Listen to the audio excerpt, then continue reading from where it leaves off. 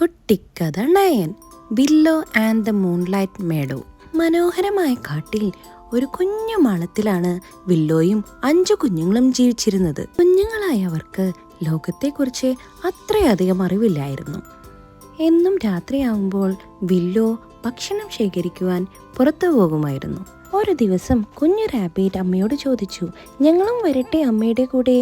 തീർച്ചയായും, കുറച്ചു നാളുകൾ കഴിയുമ്പോൾ നിങ്ങൾക്ക് എൻ്റെ കൂടെ വരാം. പക്ഷേ ഇപ്പോൾ നിങ്ങൾക്ക് ലോകം വളരെ വലുതാണ്.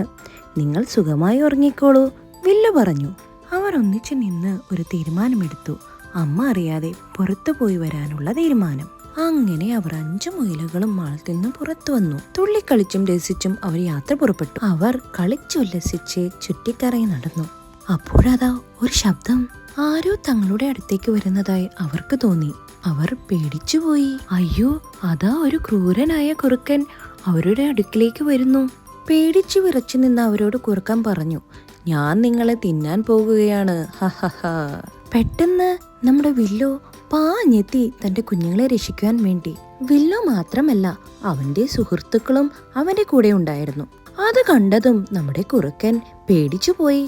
അവൻ വേഗം തന്നെ കാട്ടിലേക്ക് ഓടി മറഞ്ഞു. അവർ ഓടി വന്ന് അമ്മയെ കെട്ടിപ്പിടിച്ചു. എന്നിട്ട് പറഞ്ഞു, ക്ഷമിക്കണം അമ്മേ, തെറ്റിപ്പോയി. സാരമില്ല എന്ന് പറഞ്ഞ് വില്ലോ തന്റെ കുഞ്ഞുങ്ങളെ സുരക്ഷിതമായി മാളത്തിലെത്തിച്ചു. അങ്ങനെ അവർ തന്റെ അമ്മയുടെ ചൂടും പറ്റി സുഖമായി ഉറങ്ങി.